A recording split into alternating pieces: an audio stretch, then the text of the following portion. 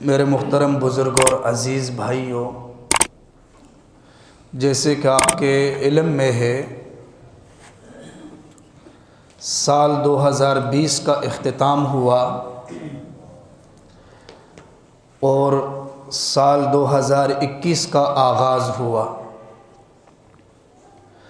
بہرحال کسی سال کے اختتام اور آغاز کے ساتھ شریعت کا کوئی تعلق نہیں، کسی عمل کا بھی کوئی تعلق نہیں۔ وہ الگ بات ہے کہ ہمارے معاشرے میں اچھے خاصے شریعت کے متبع لوگ، نمازی لوگ بھی ایسے دن کا انتظار کرتے ہیں اور پھر خوشیوں کا اظہار کرتے ہیں کہ جی سال ختم ہو گیا، اگلا سال شروع ہو گیا۔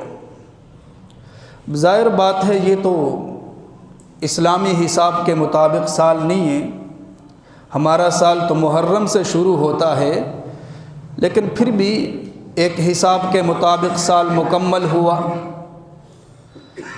تعجب کی بات یہ ہے کہ ہم ہر معاملے میں اہل مغرب کی پیروی کرتے ہیں، ہماری نظر ان پر ہوتی ہے۔ ہم یہ نہیں سوچتے ان کے لیے تو نہ کوئی جنت ہے، نہ آگے کچھ درجات ہے، نہ وہ جنت کو مانتے ہیں، نہ وہ جہنم کو مانتے ہیں، اور نہ وہ فرشتوں کو مانتے ہیں۔ ان کے لیے تو سب کچھ یہی دنیا ہے، یہی جنت ہے، لیکن پھر بھی ہماری نظر ان پر ہوتی ہے۔ ہر معاملے میں ہم کوشش کرتے ہیں کہ ان کی پیروی کریں، چاہے وہ کرسمس ڈے کا مسئلہ ہوا یا اس کے علاوہ جو بھی کوئی رسم و رواج وجود میں آتا ہے، نمایاں ہوتا ہے، تو غیر مسلم اس رواج کے پیچھے دوڑتے ہیں، وہ تو الگ بات، لیکن ہمارے مسلمان بھی اس کے پیچھے لگ جاتے ہیں کہ اس میں کوئی کمال ہوگا۔ اس کی وجہ یہ ہے ہم شریعت سے ناواقف ہیں، ہمیں رسول اللہ صلی اللہ علیہ وسلم کی سنتوں کا علم نہیں ہے، ہمارے دلوں کے اندر نبی علیہ الصلوۃ والسلام کی سنتوں کی عظمت بھی نہیں ہے اور حقیقی محبت بھی نہیں ہے۔ اگر حقیقی محبت ہوتی اور عظمت ہوتی تو ہم کبھی بھی رسم و رواجات کی پیروی نہ کرتے، بلکہ ہر موڑ پر ہم نبی علیہ الصلوۃ والسلام کی سنتوں کے مطابق زندگی بسر کرتے۔ ایک جملہ عام ہے جی، نیا سال مبارک ہو، یا جو چلا گیا وہ مبارک ہو۔ برکتوں کا تعلق کوئی تھوڑا الفاظ کے ساتھ ہے کہ آپ نے کہا مبارک ہو تو سال مبارک ہو جائے گا۔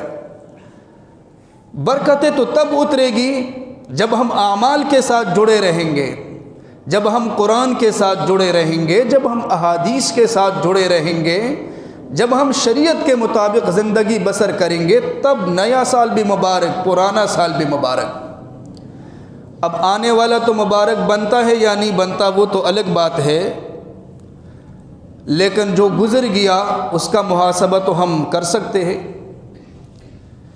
اگر ہم نے گزرے ہوئے سال میں کسی پر ظلم نہیں کیا، کسی پر زیادتی نہیں کی، حقوق العباد کی پاسداری ہم نے کی، حقوق اللہ کا خیال ہم نے رکھا، سود رشوت سے ہم بچے رہے، حرام سے بچے رہے، یتیم کے مال سے بچے رہے، اگر اس کی پابندی ہم کرتے رہے اور ہم نے نمازوں کی پابندی کی ہے جو سال گزر گیا اس میں، روزوں کی پابندی ہم نے کی ہے، اور ہم گناہوں سے بچے رہے، تو ہمارے حق میں گزرا ہوا سال مبارک ہے۔ لیکن اگر ہم نے اس کی پابندی ہی نہیں کی، نہ نمازوں کا پتہ، نہ تلاوت کا پتہ، نہ روزوں کا پتہ، اور ویسے ہی ہم کہتے ہیں مبارک، تو الفاظ سے برکتیں نہیں ملتی، الفاظ سے برکتیں نہیں ملتی۔ حدیث میں آتا ہے نبی علیہ الصلوۃ والسلام نے فرمایا حاسبوا انفسکم قبل ان تحاسبوا، فرمایا اپنی ذات کا جائزہ لو، محاسبہ کرو، اس سے پہلے کہ اللہ تبارک و تعالی تمہارا محاسبہ فرمائے۔ حساب کتاب کے شروع ہونے سے پہلے فرمایا اپنا محاسبہ کرو۔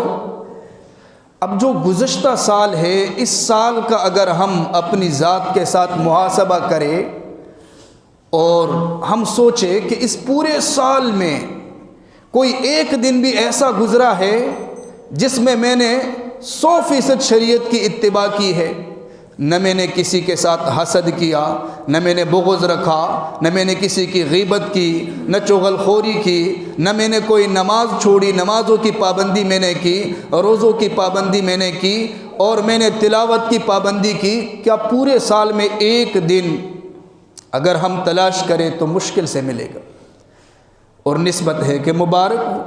تو برکتوں کا تعلق تو اعمال کے ساتھ ہے۔ اللہ والوں کی ہر وقت آخرت کی فکر ہوتی ہے، سوچ آخرت کی، فکر آخرت کی۔ ہمارے بعض بزرگ فرماتے ہیں کہ انسان کا کیا پتہ، کوئی پتہ نہیں کہ کس وقت اس کی روح قبض ہوتی ہے۔ گزشتہ سال جس کے گزرنے پر ہم خوشی کا اظہار کرتے ہیں اور آنے والے پر خوشی کا اظہار کرتے ہیں، تو 2020 کے ابتدا میں کتنے ہمارے افراد تھے جو ان صفوں میں بیٹھتے تھے؟ بہت سارے ان میں سے ایسے بھی ہیں جو قبروں میں چلے گئے۔